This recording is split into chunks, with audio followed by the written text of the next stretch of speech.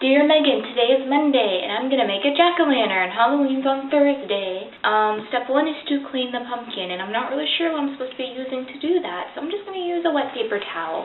Now I need to dry my pumpkin. Okay, let's see.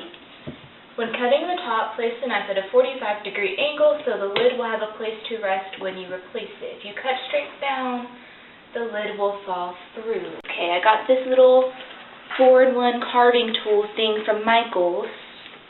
Let's see, large saw edge for simple carving. I feel like that's what cutting a lid would qualify under. Well, that's irritating. I'm going to get a knife. Look, I have a little baby knife. I'm going to open it with my little baby scissors. So I didn't even cut an inch in my pumpkin, and the thing's already bent. That's very promising, let me tell you. Whoever invented blister packs is like the spawn of the devil, by the way. I did it! Yay! I always forget that pumpkins have a smell. So, there's the inside of my pumpkin. It looks really gross. Now I get to clean it out.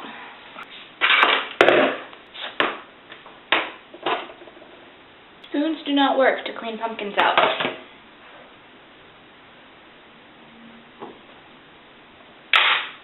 Apparently you have to use your hands. I really hope you've done this before so you understand how absolutely disgusting this feels. The best part about this is I now cannot touch anything.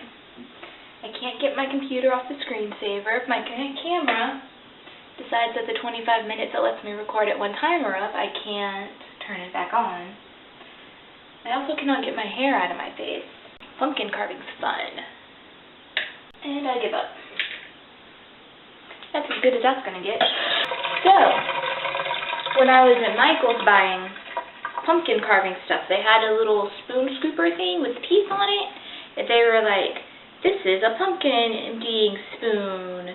You should buy this. It's $4. And I was like, that's stupid. It's totally worth it.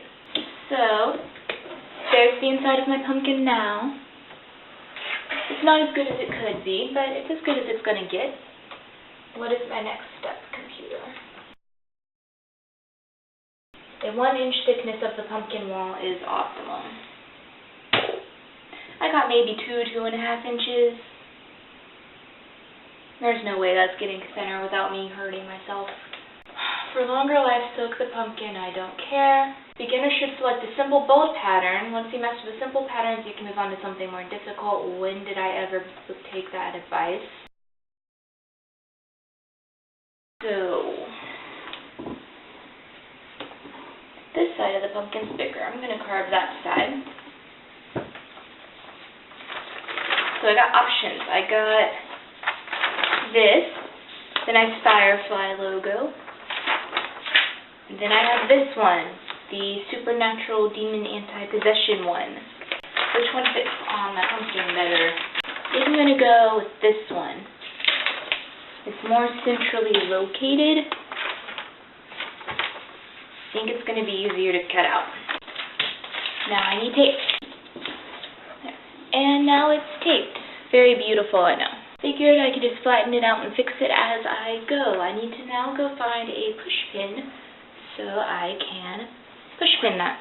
Okay, so the hardest part of this is going to be, don't fall, keeping this part from falling out when I cut this part out, because right now the white part is the pumpkin, and if I cut out the little spirally things, there's nothing holding the star in place. So I have to figure out how to connect the spirally things to the pumpkin and the star. Do not break, pumpkin, you will make me sad. I figured if I just connect some of them to the circle, that would work. I just have to figure out where to connect them. But right now I'm going to start by poking the star. I don't know if you can see it or not. Now I have to do the little spiky things. Okay, I have finished poking my pumpkin. Okay, I'm back. I emptied my card so we can get some more filming out of this now.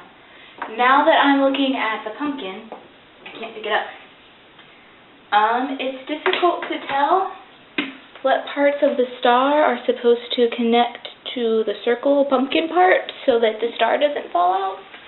So now I have to look at the picture on my computer and trace it with a Sharpie so I know where the star is supposed to connect. Because making jack-o'-lanterns is easy. Here's what I came up with.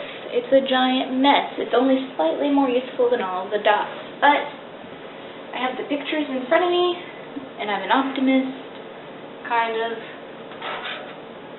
And I drew little arrows for which way the circly part should come off of the stars. So we're going to see what happens. So because I suck at cutting jack-o'-lanterns, my pumpkin now looks like this. So I think what's going to happen is I'm going to just punch out the star, cut out the swirlies, and make the star out of duct tape and then somehow hang it to end the circle. We're going to see how that works. Okay, that's what it looks like now.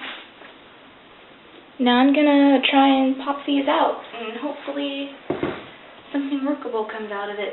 Now I just have this funny looking spiky thing, so now I've got to find something to make the star out of. Here is the jack-o'-lantern. I don't know how much of it you saw because my camera doesn't tell me when it stops recording, but there's the finished product. That was what was supposed to be on the jack-o'-lantern. It's not as bad as it could have been, but it definitely could have been better. Anyways, I'll see you on Thursday again. Bye. This is what it looks like with the light in it.